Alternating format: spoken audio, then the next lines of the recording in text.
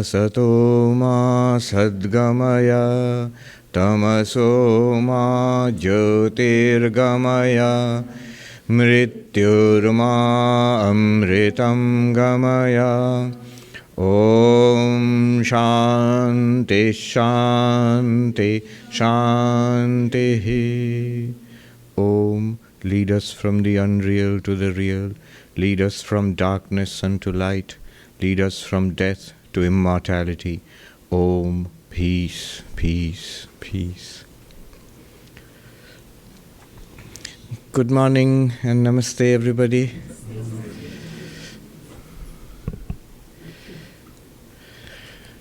Very nice weather. I've been getting concerned emails from across the world. Like, are we still above water? The way the news has been shown across the world, it's like we are all drowning. So I said to them, no, it's very nice. The downpour has ceased and we are still above water. And it's a sunny day here in Manhattan. So, you are limitless, that's the subject today. And what we are going to talk about, where this comes from, is there's this text called Advaita Makaranda, which translates roughly as the nectar or the honey of non-duality. It's a very sweet name, the honey of non-duality. It's a relatively minor text, and it was written by this poet, Lakshmidhara Kavi, a few hundred years ago. Now the uniqueness, besides it being very poetic, because he was a Sanskrit poet, so the language is wonderful. But besides that, the real uniqueness of this text, which is a minor text in the whole canon of Advaitic literature, but the uniqueness of this text is, it's entirely based on reasoning. It aims to convince us through reason that right here, right now, you are Brahman. And therefore it is all right.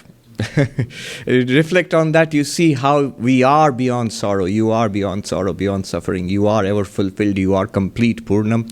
And not just as a claim, not just as something that one would like to believe in, but also as something that we can actually understand now and hopefully come to see right here, right now. Especially in today's age, this is worth thinking about, because we are in an age of reason, we are in an age of skepticism. We would like to understand. We do not wish to proceed down a spiritual path without clarity, without understanding, without proof. The philosopher Hume said that any claim requires proof, and extraordinary claims require extraordinary proof. So something like God or something extraordinary like you are Brahman, it requires extraordinary proof. It requires to be grounded in experience and reason. It should be perfectly clear to us. And that's the big goal that this author has set for himself. He wants to demonstrate to our satisfaction that not only are you not this body-mind, but you are limitless, immortal consciousness. And from that perspective, all of life's issues and problems, they take a radically different color and implication. More specifically, the strategy of this author is at the very beginning of the text. He says, I am Brahman. How?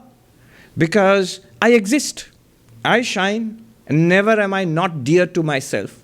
This existence, this shining nature, and this always dear to myself, this is Sat Chit Ananda, existence, consciousness, bliss. And when we look at the texts, Vedantic texts, Brahman, the ultimate reality, is defined as Satchidananda. I see that I am Satchidananda, so how am I not Brahman? And then what he does is, throughout the rest of the text, he takes up objections. We say, you exist, but that's not the point. Brahman is immortal existence. Brahman is not born, does not die. You are born and you die, so how are you Brahman? Like this, we'll have multiple questions. And he deals with those questions as they arise and shows us an answer to those questions. Gives us clarity about how you are immortal, actually. So he starts off by saying that aham asmi sada bhami kadachid naham apriyaha. I am. I always shine. At no point am I not dear to myself.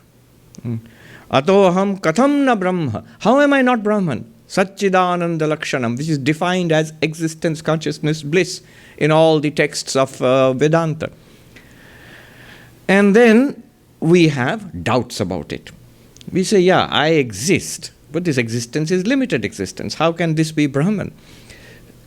Now, what we will do today is take up a little bit of the arguments which are presented by Lakshmidhara Kavi and try to understand this, especially in the context of limits and limitlessness. See, what he is referring to is that in the Taittiriya Upanishad, Brahman is defined as Satyam Jnanam Anantam Brahma. Brahman is infinite or limitless existence, consciousness. Satyam, existence, truth, reality, existence. Jnanam, knowledge, consciousness, awareness. And Anantam, limitless. So what's the ultimate reality of this universe? Limitless existence, consciousness. Satyam, Jnanam, Anantam Brahma. We shall first try to understand what is meant by limit, what is meant by limitless, and finally the arguments to show that I am limitless, you are limitless. So that's the subject today. Also, already what we have done is what the author means by you. What the author means by you is this very existence shining nature, this awareness which we are. That's what he means by you. And that he will reveal to be limitless. So, the definition of Brahman, Satyam Jnanam Anantam Brahma, your limitless existence consciousness. Now we shall first explore what is meant by limit, and then we shall see what is meant by limitless, and how the arguments for showing that we are limitless. So this is the plan for today. It's a big, big task. Because I exist, I shine. I shine means, yeah, I am shining a little bit now, but that shining means I am revealed to myself. I am evident. My own existence is evident. And I am dear to myself, but how is this existence without any limit? How is this consciousness without any limit? That's what we must try to understand. So what is a limit? In Vedanta, limit is of three kinds. There are three ways in which we or any entity is limited. Limited in space, limited in time, and limited by object. And I'll explain each one. Limited in space means, the Sanskrit word is desha paricheda, limited in space. Cheda means to cut, paricheda, we are cut off in space. It's pretty easy to understand. Any physical entity which exists in space is located in space. Location means it's in a particular coordinate in space and not anywhere else. So I am here means I am not there. You are sitting in the chair means that you are not here. We are all here in this hall means we are not in the park. So we are located. If you are in one place, you cannot be in another place. You cannot be everywhere. So this is one kind of limitation, because we have to be only located. No matter how big a creature is, even a blue whale, which is the largest living animal, it still has a location, and only one place where it is swimming. So we are located in space.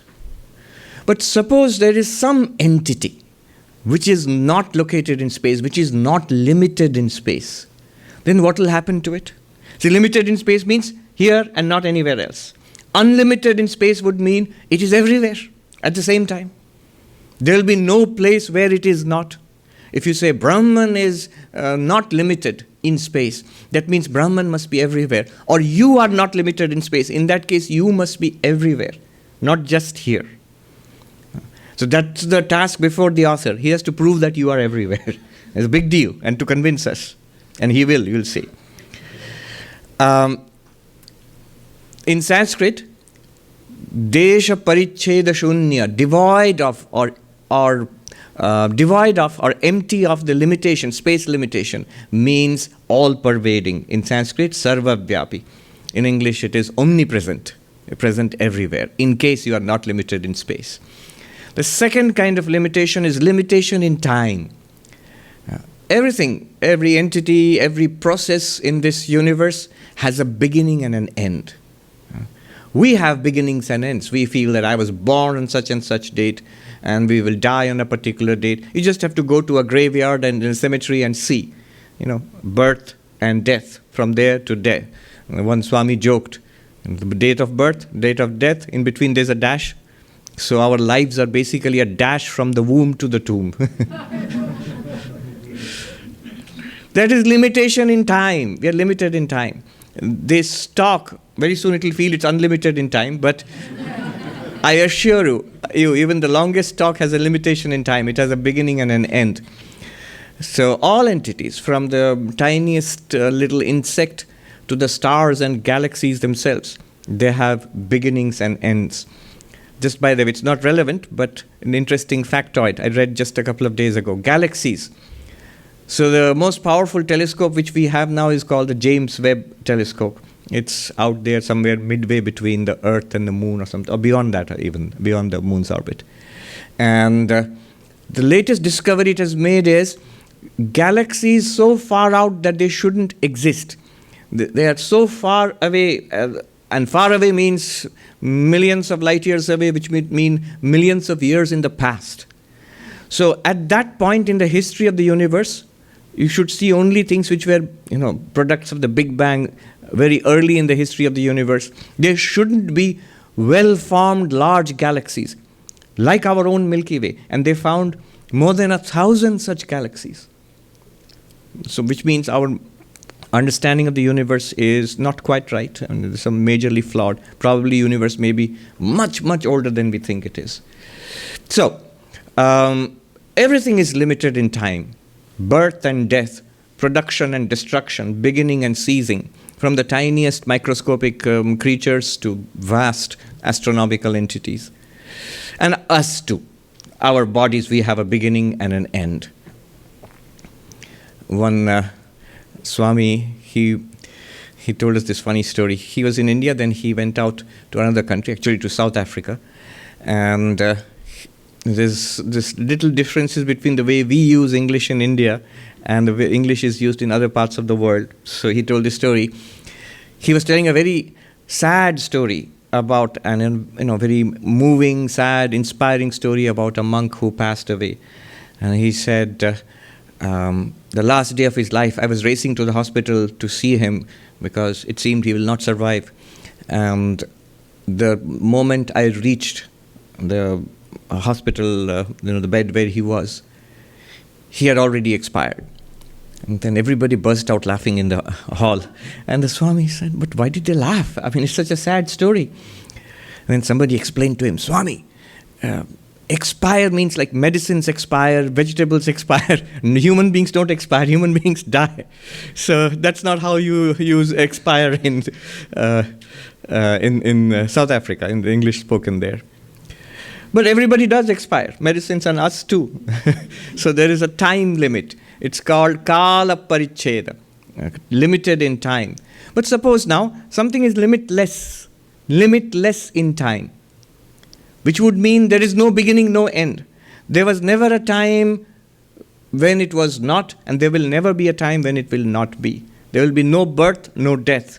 If you are limitless, then you do not have a limit in time. That's the claim. In which case, there was never a time when you did not exist. There will never be a time when you will not exist. That's the meaning of limitless in time. In one word, in English, eternal. You would become eternal. In Sanskrit, nityam. Nityam means eternal. Beginningless, endless. If something does not have a limit in time. Another type of limit is an interesting limit. It's called limit in object. Limit in object. What is limited in object? It's an interesting concept. It means everything is limited to being what it is and it's not something else. It means this clock is a clock, but it's not a podium, it's not the altar, it's not a flower, it's not the Swami, it's not any one of you. It's just a clock. It's identical to itself and different from everything else. It's different from everything else. Now, this is a kind of a limit. It can be only itself, poor little thing. It can't be anything else. Now, suppose something does not have this object limitation. In Sanskrit, vastu paricheda, object limitation. What will happen? What will happen if something does not, something has an object limitation, it's only itself and different from every entity in the universe, separated from every entity in the universe. But something does not have an object limitation, then it will not be different from everything else in the universe. There will be nothing in the universe different from it. If you do not have the object limitation, a Brahman does not have the object limitation, then there is nothing in the universe different from Brahman. There is no second entity apart from Brahman. That's the claim. If there is something else apart from Brahman, then it limits Brahman, because there will be something that Brahman is not. But if Brahman has no limit, then everything must be Brahman. There cannot be anything apart from Brahman. There cannot be any second entity apart from Brahman. No second is equal to non-dual, is equal to, in Sanskrit, Advaitam. The object limitation implies duality, plurality, multiplicity, difference. No object limitation implies non-duality. If an object is limitless with respect to all other objects, then it is non-dual. There can be no second entity apart from Brahman. In fact, whatever appears to be a second entity, whatever appears to be different from Brahman, must be in reality nothing other than Brahman itself. So non-duality, Advaitam. Now let's sum it up. What are the limits? Space limit, time limit, object limit. In Sanskrit, Desha paricheda, Kala paricheda, Vastu paricheda. Suppose a thing is unlimited, Brahman is unlimited, then what will happen? It has no Desha paricheda, no space limit, no time limit, Kala paricheda, no object limit, Vastu paricheda. So what is the implication? It will become all-pervasive, one, Sarvavyapi, omnipresent. It will become eternal, Nityam. And it will become non-dual, Advaitam. Brahman, if it is Brahman, Brahman must be, to be limitless, Brahman must be all-pervasive, eternal and non-dual. Sarvavyapi, Nityam, Advaitam.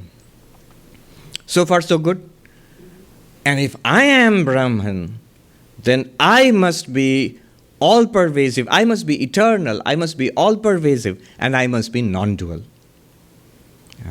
The moment the author claims, I am Brahman, I exist, I shine, and I am dear to myself, existence, consciousness, bliss. So how am I not Brahman? Our immediate reaction should be, wait a minute, Brahman, we'll take the eternity first. Brahman is supposed to be eternal. Are you eternal? Weren't you born on such and such day? Didn't the Swami just say the author lived several hundred years ago? Which means the author is cut off in time. How can you be Brahman? How can you be eternal? You are born and you die. You're born and you age and you die. Like every other entity in this universe. Then how can you be eternal? So let's take that up first. The author wants to show that I, the consciousness, not the body, I, this awareness which I am. And this part of it, the awareness part of it, I will not belabor this point, because this is something basically I've been saying in almost every Vedanta class, that we are this awareness. All right, let me belabor the point a little bit, just a little bit. But let me approach it in a rather elegant way, not the usual, I'm not the body, not the mind, not like that.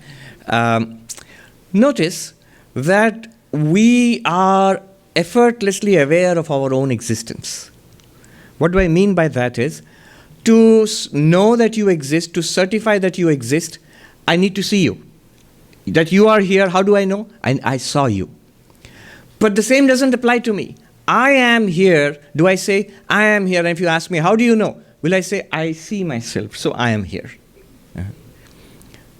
That the such and such person was here. How do I know? Somebody else told me. That I was here. How do I know? Somebody else told me. No. So to certify to my own existence, I don't have to rely on my sense organs. I don't have to see myself, touch myself, ask somebody else. No. But to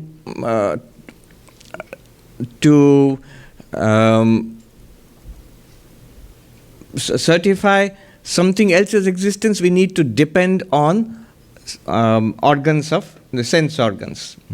But to certify one's own existence, one does not depend on any kind of sense. Yeah, come on up here.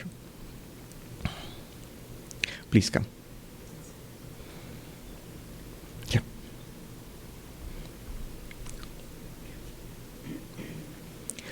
Which is a rather interesting state of affairs. This is what is called swaprakasha, self-luminous, self-revealed. And you, the consciousness, not only you are self-revealed to yourself, but you also certify the existence of everything else for yourself. It is only the whole universe, everybody else and everything else, including the body, including thoughts. They are all revealed to you, the consciousness. So this is what is meant by the shining nature. But this shining nature must be, limitless, all-pervasive. So this has to be shown by the author. I'll run through the arguments, compact, but we have to really be attentive. Walk with me. Follow me. I'm reminded of this little thing I remember from Tintin comics. We used to read them as kids in India. And there was this professor, Calculus. His name was Professor Calculus. Now, in one of those comics, he's explaining a nuclear fission reaction. And there is Tintin and Captain Haddock and the Thompson twins. If you know who I'm talking about, you know. If you don't know, it doesn't matter. It's still just they're following the professor. And Captain Haddock doesn't understand any of this nuclear fission stuff. He's scowling. He has a fierce scowl on his face, and he's right behind the professor. And the professor says, "Are you following me?" And the captain said, "Of course, we are right behind you." No, not in that way. We must walk together. This is a network of very elegant and interesting arguments here, which are going to be given. You have to understand them first, what the author is trying to say. And the more philosophically trained you are, the more interesting, controversial, and difficult you'll find these arguments. And then not only understand it, actually see for ourselves whether that is true or not. So this is really will stretch our minds. First, let us take up the argument for unlimited in time, limitless in time. Brahman is eternal. Are you eternal? We asked the author, you said you are Brahman. Are you eternal? And the author says, yes. And the way he goes about trying to prove it is to show that you, this awareness, you are indestructible. If you cannot be destroyed, you clearly exist. And if you cannot be destroyed, then you must be eternal. How does he do that? He says, destruction is possible in three ways. Any entity can be destroyed in one or more of three ways. What are these three ways? Swataha, by itself. A thing can be destroyed by itself means, for example, we say, died of old age causes.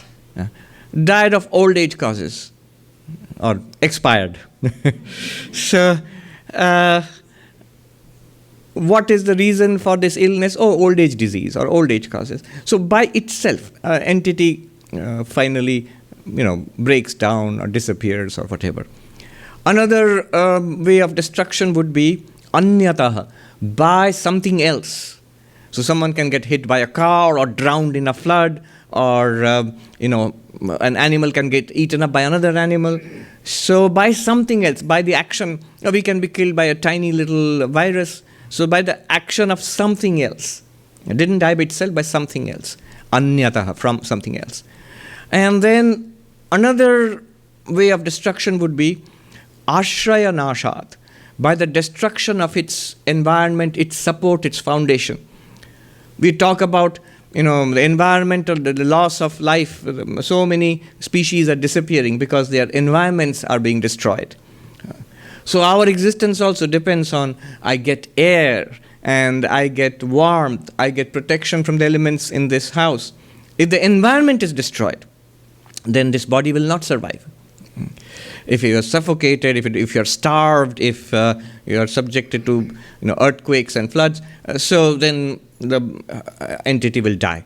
So these are the three ways in something can die. This is his analysis. By itself, by something else, or by something fundamental being taken away on which you depend. And then he shows how each of these will not work, will not destroy consciousness itself. So first one is very interesting. Swataha, by itself. And he says, no. Na swataha pratyabhigyanat. Because of recognition. Because of recognition. What does he mean here? How would consciousness be destroyed by itself? Let us look at the possibilities. Here, there are three possibilities according to some commentators.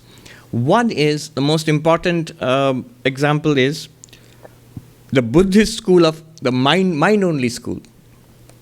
The mind-only school in Mahayana Buddhism, the Sanskrit name for that is Kshanika Vijnanavada, the school of momentary consciousness. So what they say is, consciousness is destructible. In fact, its very nature is destruction.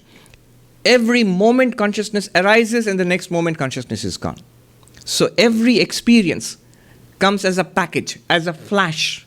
All our experiences they come as a flash. Each one comes as an instantaneous flash. What does that experience consist of? Two things. Flash of consciousness and the object. So, right now, I am seeing you. Right now, at this moment, there's a flash of consciousness and it reveals this for me. Next moment, that flash of consciousness is gone. This object is also gone. Next moment, there's another flash of consciousness and again this object is presented. These objects are also changing. Consciousness is also changing. And changing very fast. Momentary. So that's why it's called Kshanika Vijnanavad. Long before in modern literature, we had the term stream of consciousness. More than 1500 years before, great masters in India like Vasubandhu and others, they used this term as a stream of flashes of momentary consciousness. So consciousness, you are conscious, no doubt, they agree, but you are destroyed. Moment to, and not just after one lifetime, moment to moment you are being destroyed. How? By itself. By itself. And then this author argues against it. He says, no, that doesn't work. Why? Because of recognition. What is this recognition? Notice, every moment we are having experiences. And these experiences are all different from each other. I see you now, right now, this one moment. Next moment, I have this experience. I am seeing the altar. Next moment, I close my eyes, I am not seeing anything. Three experiences, one after another. And the experiences are all different. This, and then this. They're all different. But I immediately recognize I am the one which had each of these experiences. So the objects of experience changed. The objects of experience changed. This object, that object, no object, darkness. But the one which made all these experiences possible, that consciousness, I recognize that it did not change. I claim that it was I who had this experience, and this experience. I am the same one who's seeing, but it's the same one who's hearing also. The same one who's tasting also. The same one who's thinking also. That we all recognize. Recognition proves that the continuity of consciousness throughout all these experiences. The objects do not continue, and therefore the experiences differ. The various objects are presented to awareness, and they give rise to various experiences. But awareness or consciousness does not change. The argument is recognition. Against this, of course, the mind-only school will have immediate comeback. They will say that yes, but that continuity which you are recognizing is an illusion. It's an illusion. Because consciousness is flashing on and off so fast, it seems like one continuous light. But it arises, then disappears, arises again, disappears again. So when you see this is one object, and there is its own consciousness arises along with it. Then there's a gap which is so imperceptible you don't see it. Next moment, you see this, and there's this another consciousness. And you feel the objects are different, experiences are different, but consciousness is one, but not. Consciousness is not one. It came and it went. What will you say to that? We can say, if it came and it went, then in between there must have been a gap. If there is a gap, how do you know that gap? To know that gap, there must be consciousness there. If the gap has consciousness, then between this first instant, consciousness 1, and consciousness 3, in between the gap must be there consciousness 2. If the gap also has consciousness, then consciousness 1, 2, 3 must be the same consciousness, no gap at all. And if we say, no, there is a gap, consciousness is there, then consciousness is not there, then consciousness is there again. In that case, you cannot talk about a gap, because how did you know at all if there was no consciousness at all? If you say that there is a gap, it requires it to be experienced or testified to or certified. Otherwise, you cannot speak about it. If you cannot speak about a gap, in that case, consciousness is constant. If you speak about a gap, then there was consciousness there, again consciousness is constant. So, consciousness is constant because we recognize it to be so. Pratyabhijnanat. See, recognition is an interesting thing. Recognition is not memory. In Sanskrit, smriti. Recognition is not perception. Right now, I am seeing you. And if I remember somebody who is not here, I am remembering that person, but I am not seeing that person. I am not seeing him. Recognition is both. I see you and I use my memory to recognize that, oh, it was that person. So both of them together. And when we recognize that this is the same consciousness which was there the moment ago, a day ago, 10 years ago, same consciousness. Isn't it true that there have been such tremendous changes in our life from our childhood? Maybe you don't remember our babyhood. See, recognition will not work there if you don't have memories. So we don't have memories of babyhood, maybe then we don't recognize. But childhood onwards, we have many memories.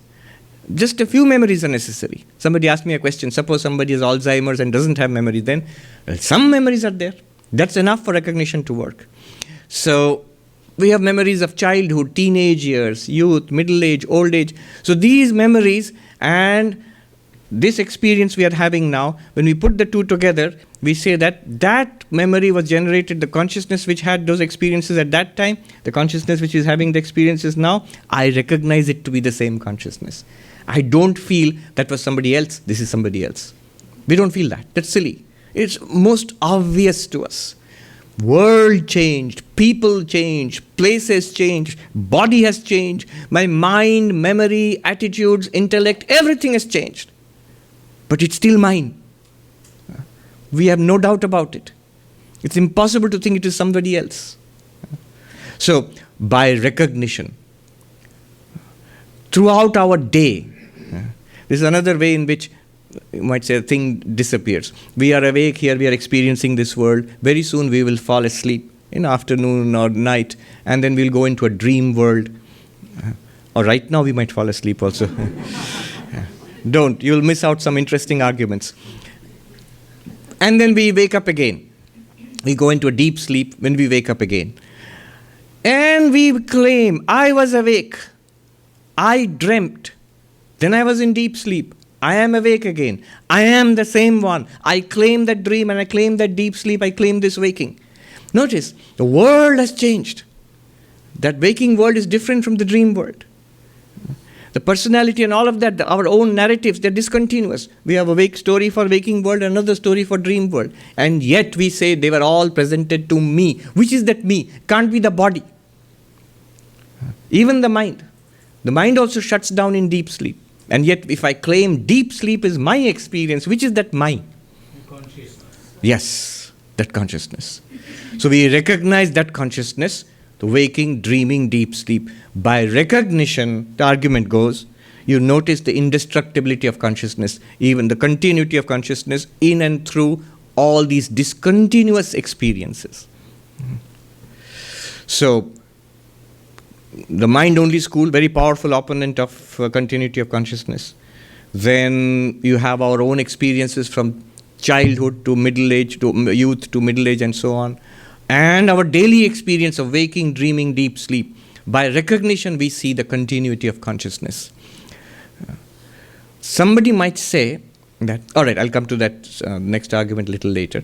The next one is, all right, it doesn't die by itself, but it can be destroyed by something else. A car crash or COVID or something else. But the author says, nirangshatvat. Nothing else can destroy consciousness because consciousness does not have any parts. So here he's taking a very physicalist approach. For something to destroy something else, it must come in contact with that thing. The body has parts. A car can come and hit it. The biological system is a machine. A virus can come and damage it and destroy it. But consciousness has no parts. Where will something else other than consciousness come into contact with consciousness? Where will it touch consciousness? You see, it's a very simple argument.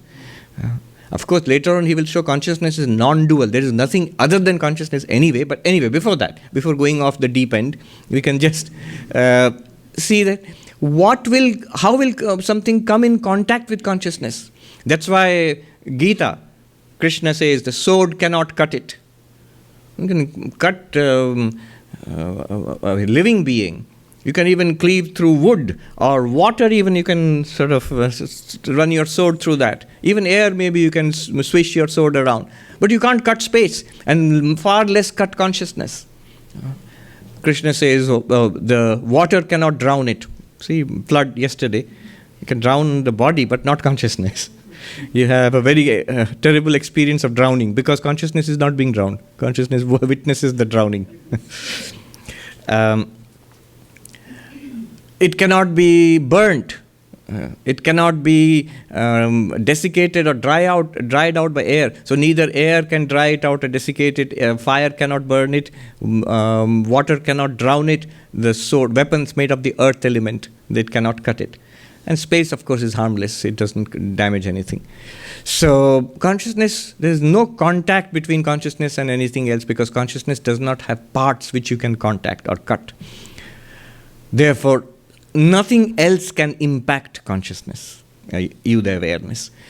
Another possibility is destruction by destruction of its habitat, by its support.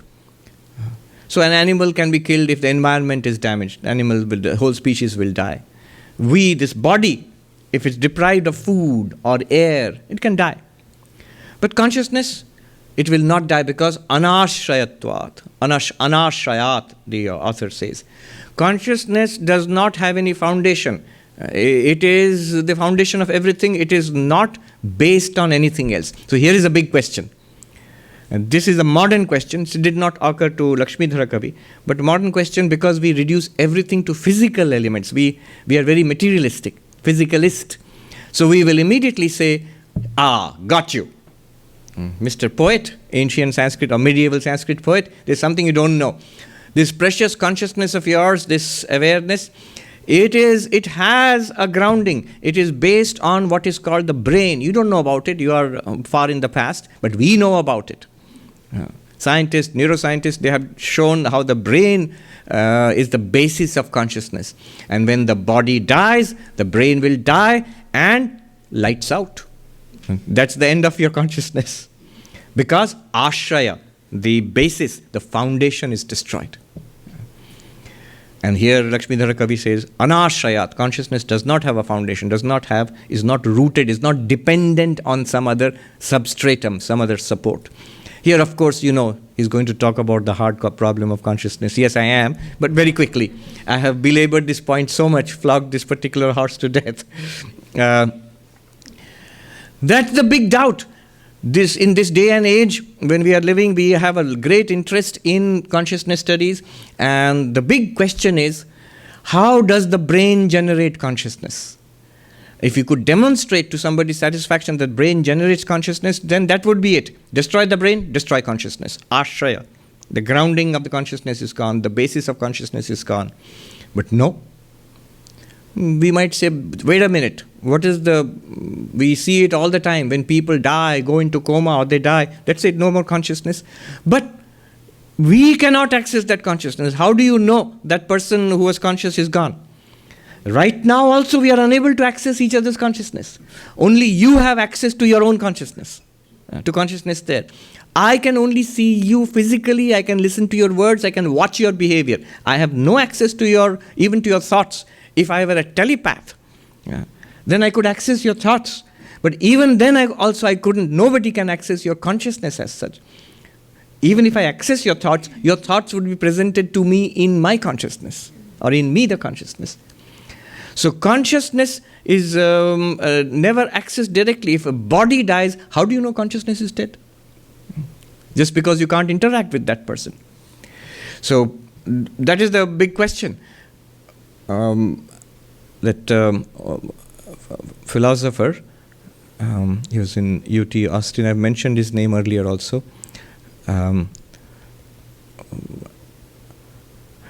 I'll get the name very soon. So he wrote this nice article in New York Times saying that the hard problem of matter. He said, we have convinced ourselves that the brain produces consciousness, matter produces consciousness.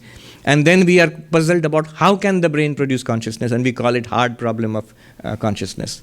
Galen Strawson. If you look up New York Times and search with Galen Strawson, you'll find hard problem of matter. He says it's matter, the hard problem of matter is the big question. What is matter is the big question. Consciousness is obvious. You are all conscious. The world is presented to us in consciousness. It's because we have developed this scientific method of third person. We eliminate the observer from every scientific experiment. That's why we eliminate consciousness, we leave ourselves out of every scientific experiment, observation, and we just observe the objects. That's good for science. But when the object itself is the subject, when you make the subject the object, then you cannot leave out consciousness. So, the answer to this question is, first prove that the brain is producing consciousness. Nobody doubts there is a tight correlation between brain functioning and conscious events, like thoughts and sensations. But that the brain is producing consciousness, you have to prove it. Therefore, the conclusion is that I am eternal, because I cannot be destroyed. I, the awareness, I cannot be destroyed, either by myself, na swataha, or by anybody else, na cha anyataha, or by destruction of my basis or my foundation or my substratum, na cha ashraya vinashat. So, all of these are not possible. Therefore, I, the consciousness, am eternal. So, this is the argument. Then Abhi say, okay, wise guy, you may be eternal, but consciousness, Brahman, is supposed to be all-pervasive. You're supposed to be everywhere. You clearly are not everywhere. You're only in that particular chair. You're only standing right there, not everywhere. Brahman is all-pervading. You cannot have any space limitation. You have just proven what? You've tried to prove that you do not have time limitation. But what about space limitation? Are you everywhere? Sarvavyapi? And the author replies, he says, Abharupasya vishwasya bhanam bhasannidhervina kadachit navakalpeta bhachaham tena sarvagaha. Very elegant poetry also. His answer is this.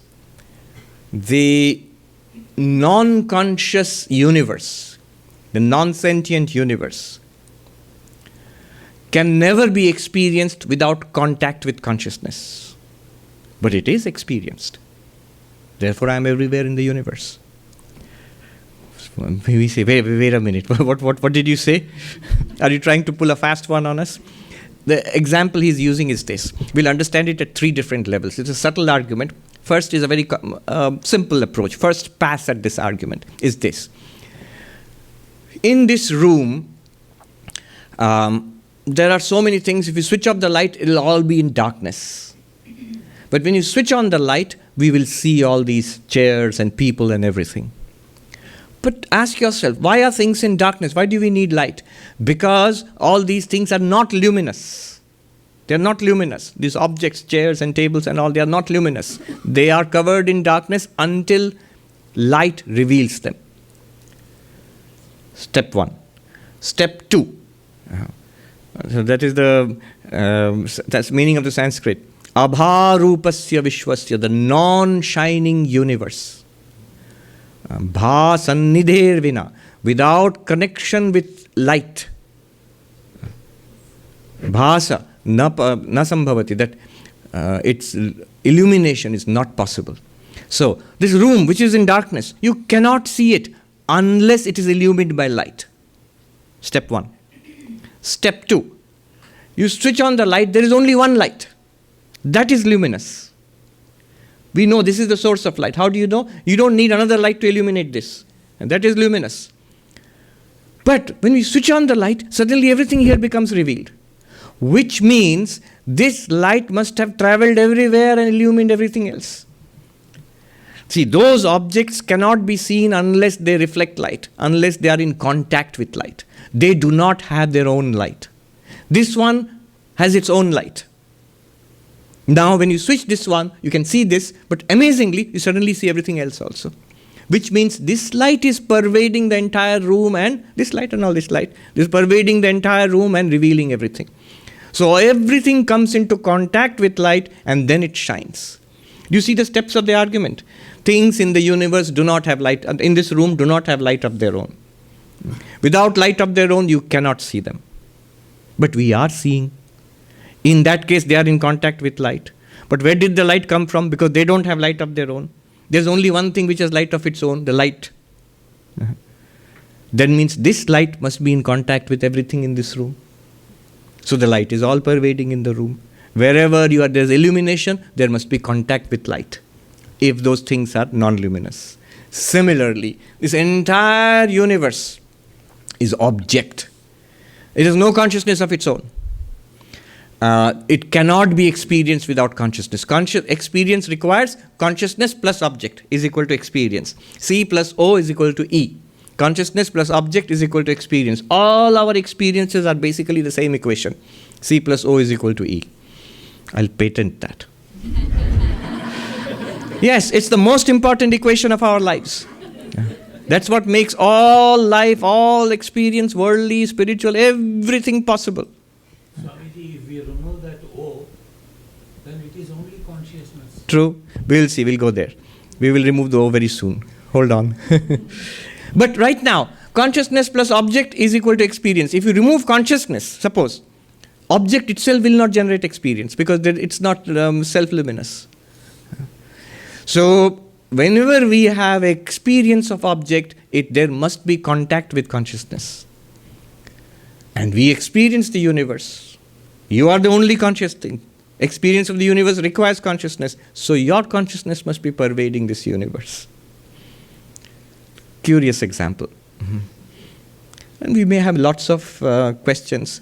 Yes, that's true, but only in this room. This is what I see, hear, smell, taste, touch. Beyond this, there's such a vast universe. There is New York and America and the world and the universe. I don't see any of it. So how is my consciousness pervading everything? Then you'll have to draw a distinction between consciousness and knowledge. I'll just put it out there in brief and then move on. So there's a distinction between consciousness and knowledge. What am I trying to explain? I'm trying to explain if I, the consciousness, pervade the entire universe, how come I don't know everything all at once? Knowledge is a special case of conscious experience. So right now, I experience this, means I see you all, but I don't see what's behind me. How do I see you all? I, the consciousness, through the mind and using the instruments of the eyes, I deploy these instruments and see you. But this is strictly limited. This much only I can see. Now what is behind me? I redeploy my eyes. My consciousness and mind are there and I see what's behind me. But now I can't see you. So my knowledge, the range of my knowledge is limited. What happens is, a tiny slice of this universe passes from the unknown to the known when we focus our instruments of knowledge. Eyes, ears, scientific instruments. The moment we refocus them, that passes into the unknown or into memory. But all of it is in consciousness as the known and the unknown. I cannot, not repeat this. It's a very profound insight. Everything in the universe is in your consciousness, either as known or unknown. When you say there is a vast unknown thing, how can I be conscious? You are already conscious of it as a vast unknown thing. I made this more obvious by the story I often tell about Bill Conrad. He is 99 now. Yeah. So he has this question. Swami, things are not in our consciousness. Things exist and then we come to it as conscious beings. So this is what is called a realist perspective. a physicalist perspective. The room is there. It's not in our consciousness or in your consciousness. We come as conscious beings and then we experience the room. This is a common sense approach, also a realist approach or materialist approach. And he said, I will prove it to you. I'll set up this camera and we will take pictures of this room and we will all go out of this room. When I come back into the room, I will show you the camera with the pictures and you will see an empty room without any conscious being. So proving thereby the room existed without any conscious being. You or I, we were not there. So I said to him, Bill, in your consciousness, you saw this room. In your consciousness, you set up this experiment. In your consciousness, you put a camera and you invited me to come outside with you. In your consciousness, we came back into the room. In your consciousness, you opened the camera and showed me the picture of an empty room. At which point did you step outside your consciousness? In your consciousness, there was an empty room. But in your consciousness only. Think about it. It's a very subtle point. But a very simple point at the same time. Everything in our lives is in consciousness. Known and unknown. It may not be known. For example, you are looking at me right now. A simple experiment. You're all looking at me. You're seeing me right now. And you are there and you are seeing me. Suppose you close your eyes. You can try it right now. And now you are not seeing me. Clearly you are not seeing me if you close your eyes. But if I ask you, are you still there? What would you say? Yes, I am there. And if you were not to see, hear, smell, taste, touch, presumably you would still be there. If you were not even to dream, remember, if all your feelings were neutral, neither very painful nor very pleasant, even then you would be there. Claim in Advaita Vedanta is you are there in the dream also. You, the awareness, are there in deep sleep also. Deep sleep is less like closing the eyes, just closing every faculty. You are still there. But if you were not there, none of this would be experienced. As the known and the unknown. So, this is the first level of understanding. It's already pretty deep. The first level of understanding is clearly the universe is experienced as the known and the unknown. It's all experienced in consciousness. Another way of understanding this would be, are you trying to say the universe, your consciousness, pervades all of space? It seems a little odd. Millions and millions of light years, your consciousness is going out there and pervading. Even light takes millions of years. So consciousness goes all out there. No, what is meant here, second deeper level of understanding is, it's not that like this room, there's a room and you switch on the light pervades this room. Even that is not instantaneous. It takes a tiny little bit of time for it to pervade. Light also has this finite speed. It's not like there is a space and consciousness pervades the space. No, that's not what Advaita is saying. Rather, something even more radical than that. It says even space appears in consciousness. Space appears in consciousness. How do you understand this? Think about our dreams. Suppose in our dreams we were walking in a nice garden, like that park next door. We were walking in a nice garden. And you saw plants and lakes and sky and path and people and space all around. Now all of that is imagined by the dreaming mind, isn't it?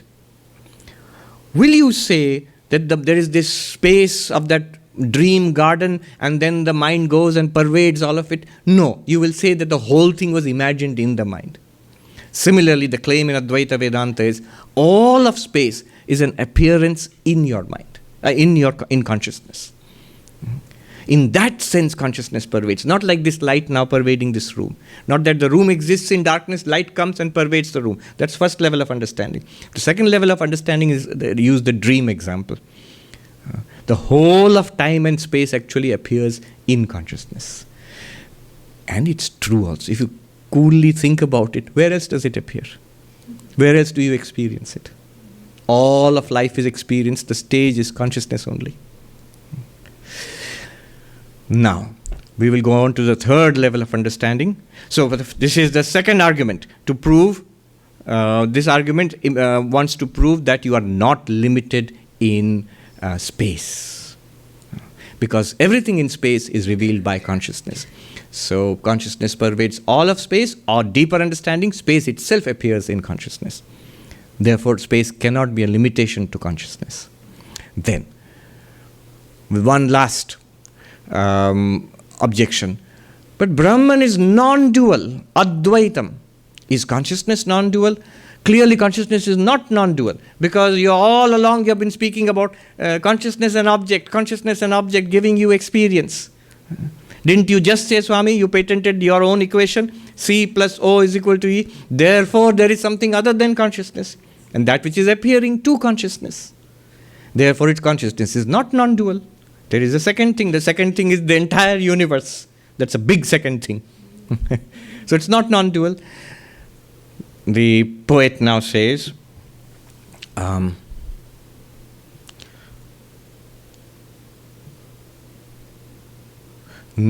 sattvam rite bhanam, nahi, or other way around, nahi bhanam rite sattvam, narte bhanam chito chitah, chit sambandhopi na adhyasat rite tenaham advayah. What does it mean? Without consciousness, without the shining forth, you cannot talk about existence of entities. And this non-luminous universe, this non-shining universe cannot be revealed without consciousness. This is just rehearsing the argument which we just did. Nothing new. We just did this. This entire universe is non-conscious object. It cannot be experienced without consciousness. That's all he's saying. Non-shining universe does not shine without light, without consciousness. Na rite chitaha achitaha bhanam. Then, now the big question comes. Chit sambandhopi na adhyasadrite. The connection with consciousness is not possible without superimposition. Therefore, I am non-dual. Really deep and powerful and difficult argument he makes here. What is it? So, let me put it very precisely. What is he trying to prove? Consciousness is non-dual. And you are consciousness. Therefore, you are non-dual. Consciousness is non-dual. How is he trying to prove it? He's asking, why do you think consciousness is dual? More than one entity is there? Well, because you said consciousness plus object is our experience. I see you. I am having this experience. Clearly, then you are different from me. So duality is there. Now he's asking the question, what is the relationship between consciousness and object? Swami, you said C plus O. What is the relationship between C and O? This is the big question. And in philosophy, in Indian philosophy, we come across many answers to that. One answer is that the O, the object, generates consciousness. Object is the cause, consciousness is the effect. Who says that? Materialist. The scientist who claims, the materialist, physicalist who claims brain is generating consciousness. So object generates consciousness. That's one answer. That's the materialist answer. Or consciousness generates the object. The entire universe is created by consciousness. Who says that? The theist. All religions which worship God. What's the definition of God in any religion? Creator of the universe. Imani bhutani jayante. All these beings arise out of Brahman. So Brahman is the cause of the universe. Consciousness is the cause. Consciousness produces this universe. A third theory is neither produces the other. Consciousness and object are parallel entities. Who says this? The Sankhyan. There is consciousness here. And there is this material universe. And they coexist together. Consciousness gives you first-person experience, and the material universe is what is experienced. C plus O is equal to E. Perfect. That equation, you should take it literally. Who says that? The Sankhya philosopher, the Yoga philosopher, and our very own, in this day and age in New York, NYU, David Chalmers, panpsychism. That consciousness is a ubiquitous reality in this universe, cannot be reduced to matter. So that what is he then claiming? He's not claiming matter is false or matter is produced by consciousness. Matter and energy are there, consciousness is also there. Another fundamental reality of the universe, and they all exist together. It's called panpsychism. Another theory would be the Buddhist theory. Consciousness and object arise and fall together, which we saw a little earlier, the mind-only theory. A little further than that, the emptiness school, the Shunyavadi. So neither consciousness is real nor the object is real. Both appear and disappear together. Finally, the Advaitic theory, the fifth one. The Advaitic theory is that consciousness is real and the object is an appearance in consciousness. It's not that the object is also real, the consciousness is real, and both are interacting somehow. That's Sankhya. It's not that consciousness alone is real and is producing an object, something actually coming out of it. That's theistic religion, any God-worshipping religion. And it's certainly not the other way around, that matter is real and is producing consciousness. That is physicalism or materialism. The poet here is claiming, Chit sambandhopi na adhyasadrite. Without the appearance, without the theory of superimposition, there is no possibility of connection with consciousness. An object can have no relationship with consciousness other than superimposition. Let me explain this in two ways. One is the easy way and one is the difficult but the important one. The easy way is this. According to Advaita Vedanta also, the Brahman is the cause of this universe. Like any religion says, which worships God, Brahman is that from which the universe is produced. But then the cause and the effect have a non-dual relationship. What does it mean by that? In the ocean, you see 10,000 waves, but they're all water. If you count the waves, you'll have thousands and thousands of waves. But if you count water, then you cannot count the waves as something other than water. You can't say water and 10,000 waves. There are 10,001 things. No. If you count water, there's only one thing. Then what about those thousands of waves? They do not constitute a countable second apart from the water. Why not? Because the water is the material out of which all those waves are made. How can you count the material and the product together? It will be double counting. You'll be audited. You'll be caught by the IRS. You're double counting. This podium and the wood, you cannot say, you're using two words. Are there two things here? No, there's just one. So why can't you say it's the podium, not the wood? Because the wood was there before the podium, wood is there now, wood will be there after the podium is one day destroyed. The podium is just a name and a form, a shape given to this wood and a use which we put it for. But the wood continues here. With respect to the wood, follow this carefully. With respect to the wood, the podium does not constitute a countable second. With respect to the wood, the podium is not a second. Nadvaitam, non-dual, advaitam. The wood is advaitam, non-dual with respect to the podium. Of course, this is wood advaitam, wood non-duality. We are not talking about that, otherwise you'll be wooden-headed. We are talking about consciousness non-duality. So, Brahman is the cause, and the universe is the effect. Brahman, just like the podium is the effect and the wood is the cause, therefore podium is countably not second apart from the wood. Similarly, Brahman is the cause, universe is the effect, universe is not a second reality apart from Brahman, because everything that is actually none other than Brahman. This is an argument from cause and effect. Karya Karan, this argument. But this is not what the poet is trying to talk about here. This is the easy way out. But remember, this also takes the way through the Upanishads. That how do you know Brahman is the cause? Well, the Upanishads say from which the entire universe has arisen. This is not the strategy of the poet throughout this text. He relies on argument and only argument. He will not say refer back to a text and use that text as a way of leveraging your argument. No. He says, forget that. Go back to the equation. Consciousness plus object is experience. But now we are asking, what is the relationship between consciousness and object? And notice, consciousness and object are entirely different, diametrically opposite things. Shankaracharya says in his introduction to the Brahma Sutra Bhashya, he says, Tamah prakashavad viruddha swabhavayoho. Consciousness and object, he says, Yushmad asmat pratyaya gocharayo vishaya vishayeni tamap prakashavad viruddha svabhavayo. Consciousness and object, he says, they are the knower and the known. and they constitute diametrically opposite characteristics, natures, like light and darkness. There can be no connection between them. If you take light, the darkness will go away. That funny story is there of the man in the village who told the servant at night, "Here is a lantern, go see where there's darkness and put it there." And the man went around and came back, "Sir, I did not find any darkness. Wherever I went, there was no darkness at all." Darkness and light do not coexist together. Wherever you take light, darkness flees.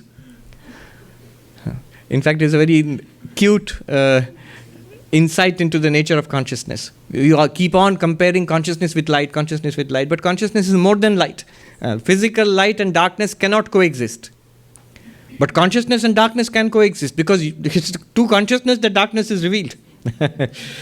So the beautiful way of putting it is, consciousness can illumine even darkness. I mean, physical darkness. Now, object and subject, consciousness and object, are of diametrically different natures, like light and darkness. It's consciousness which illumines the object.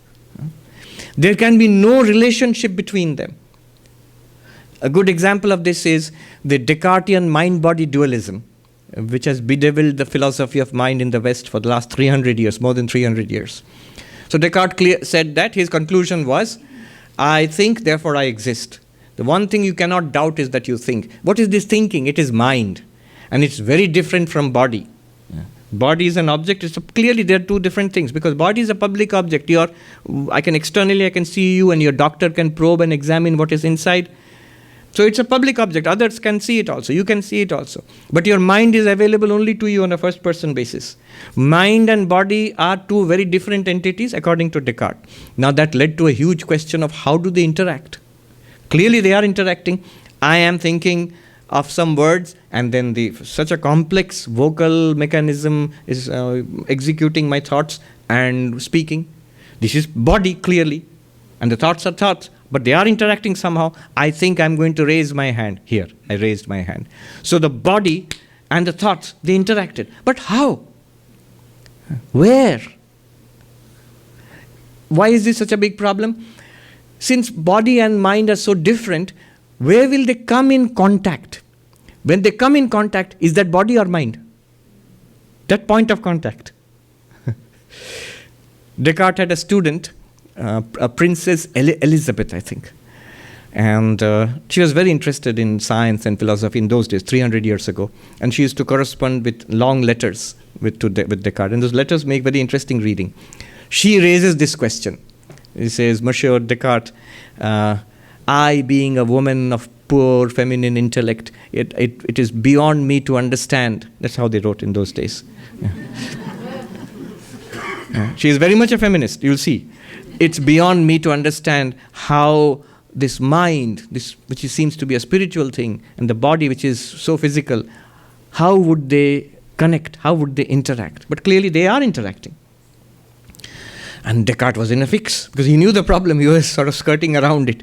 He said, "See, there is something in the brain called the pineal gland. That's where the mind and the brain interact."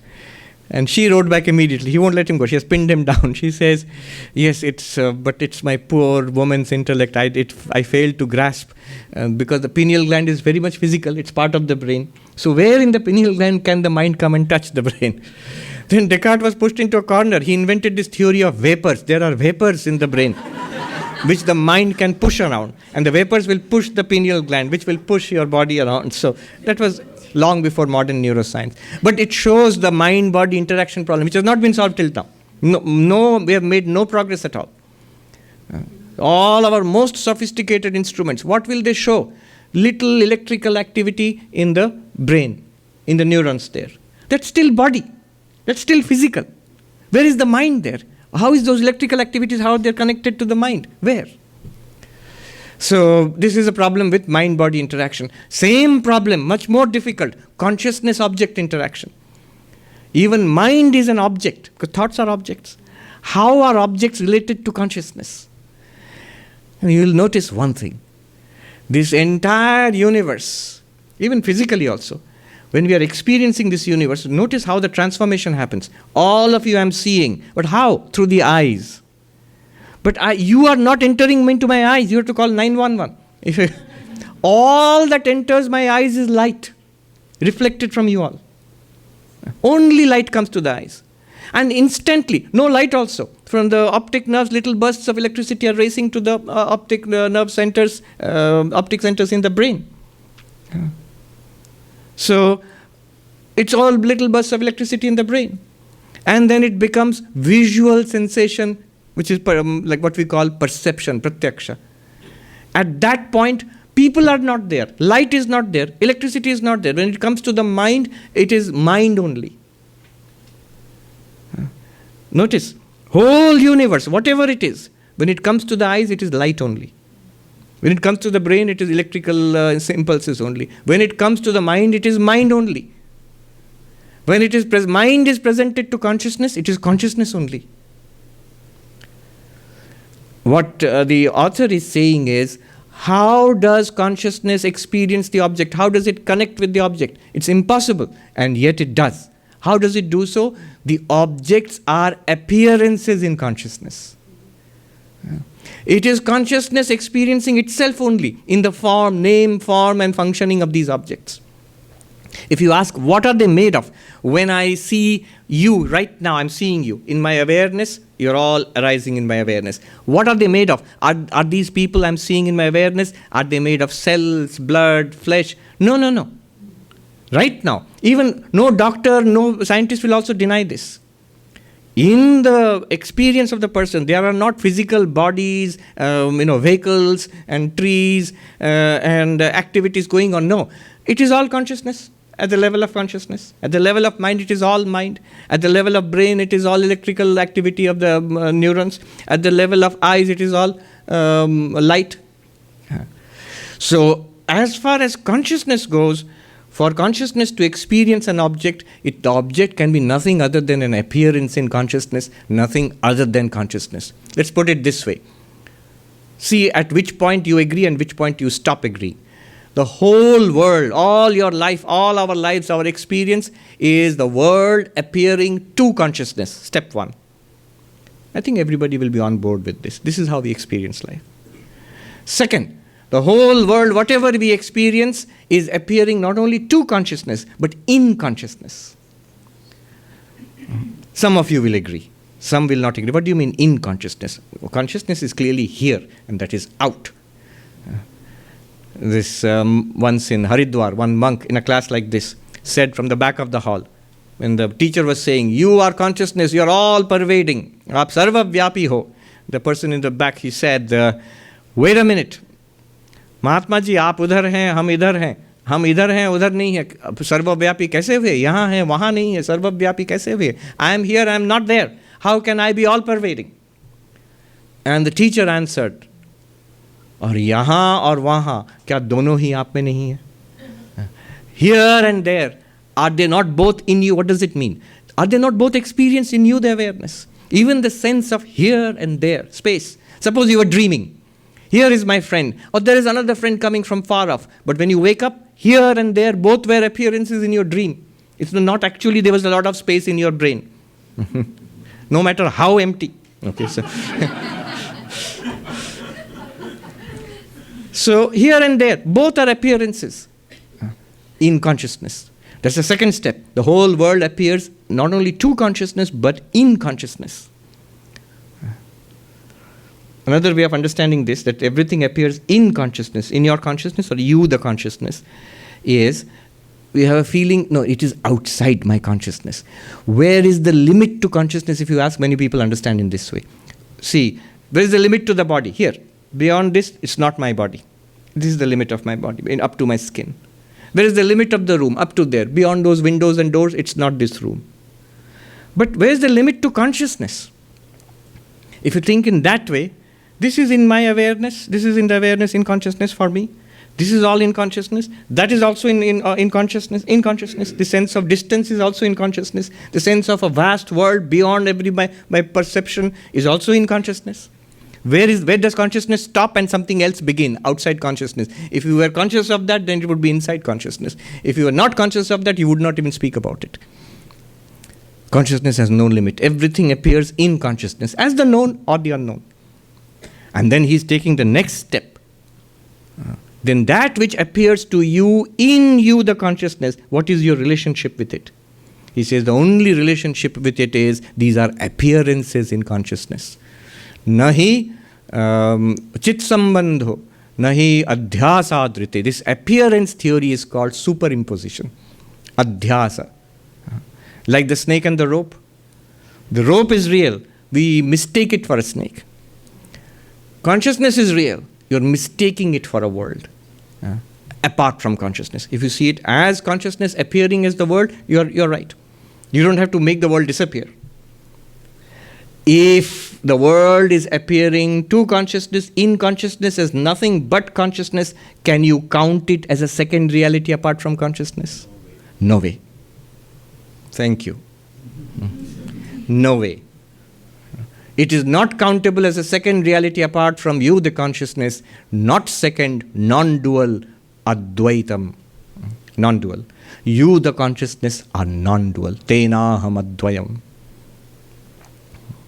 Chit sambandho api na adhyasadrite. Connection with, relationship with, connection with consciousness is not possible without appearance, without superimposition. Tenam aham advayaha. Therefore, I am non-dual. Hence proved QED. See, to sum up everything, he started off by saying, I exist, I shine, and I am dear to myself. Therefore, I am Brahman, Satchidananda. Then our question was, wait a minute, not so fast. You must prove that you are eternal.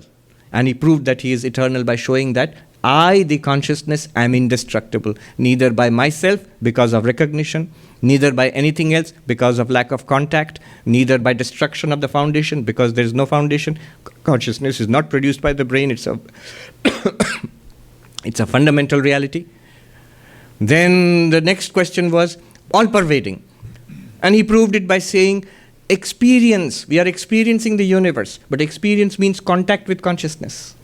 Therefore, the universe is in contact with consciousness, just like light pervading the room.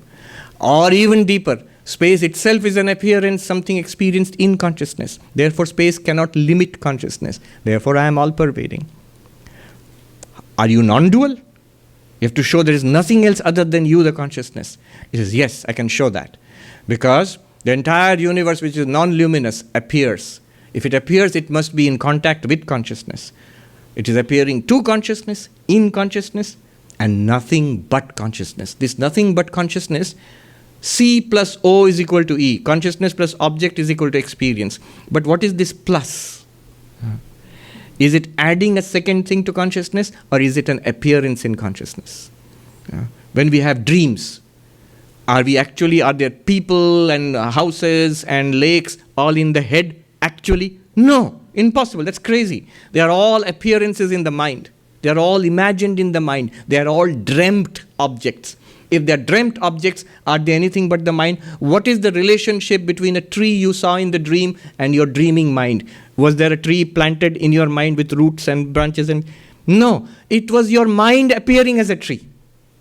Similarly, if the universe is appearing to us in consciousness, it is consciousness alone appearing as the universe. The universe, no entity in the universe is a countable second apart from consciousness, you the consciousness. So consciousness is non-dual. Good. Therefore, I am Sat, Chit, Ananda. The definition given in Taittiriya Upanishad stands vindicated not just for Brahman, for you. Satyam Jnanam Anantam Brahma. Brahman is infinite existence consciousness. You are infinite existence consciousness. I am infinite existence consciousness. Eternal, all-pervasive, non-dual. Okay, that's a heavy load of arguments and metaphysics. So many arguments. Yeah, you just think about it. Yeah. All for us. I'll end with this. All of these arguments, what's the value? In Panchadashi, the great master Vidyaranya, he says, what is the status of this world? He says, for the enlightened one, it doesn't exist. It's consciousness alone. Tuchcha. It's alone, Brahman alone. Nothing other than Brahman is there. Consciousness alone. Though it appears to be a different thing. Though we interact in it. Even in the midst of life, in the midst of experience, midst of enjoyment, suffering, it is non-dual. Not that all the waves in the ocean have to subside, then only it is water. Even when all the waves are there, even tsunami waves are there, it's still water. Even when life is difficult, it's still you, the completely placid, undisturbed consciousness. Always. So this is the claim that he is making, that we are this non-dual consciousness all the time. Satyam Jnanam Anantam Brahma. I pray to Sri Sri Thakur, Ma and Swamiji. By their blessings, may we realize this, something which is directly present to us all the time, effortlessly. Swami Vivekananda called it an open secret. It's present to us all the time. And our lives will be blessed by this greatest and most final of realizations. Om Shanti Shanti Shanti Harihi Om Tat Sat Shri Ram Krishna Arpanamastu.